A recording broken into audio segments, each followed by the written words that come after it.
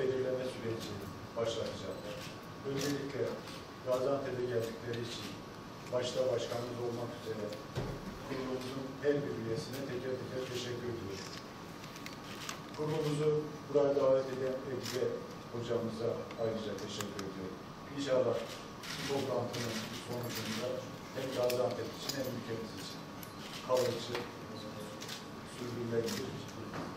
Sayın Valimizin de bahsettiği gibi Cumhurbaşkanlığı hükümet sistemi esas itibariyle yeni kurumları olan yeni bir devlet düzenini öngörmektedir.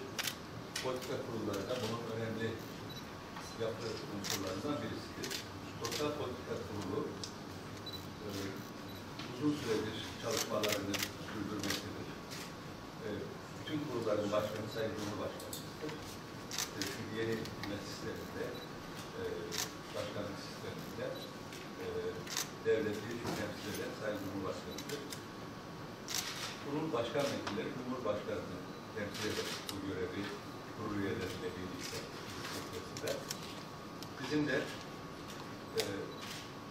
yaptığımız çalışmalar içerisinde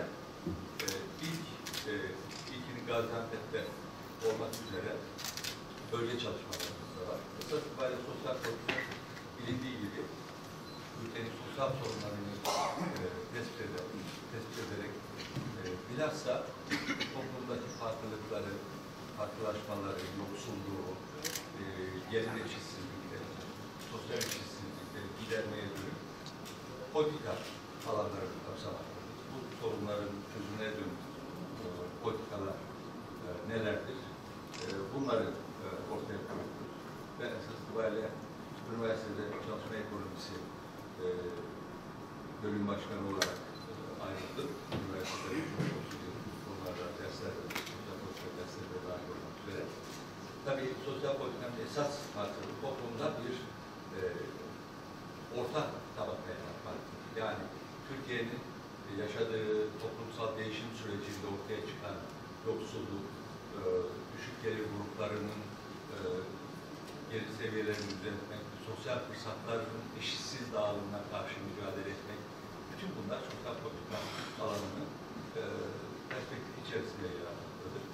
Tabii bölgesel gelişme, bölgesel eşitsizlikler, bölgesel sorunlar, kentleşme sorunu, sanayileşmenin yarattığı sorunlar, göç dalgasının yarattığı sorunlar, bütün bunlar toplumsal huzursuzlukları, toplumsal eşitsizlikleri devletin sosyal politikalarla mücadele ederek bütün yurttaşlara fırsat eşitliği sağlayarak, onların eşit yurttaşlık hakları olarak kullanımını sağlayarak bir düzenlemeyi devletin, sosyal devletin görev haline getirmektedir.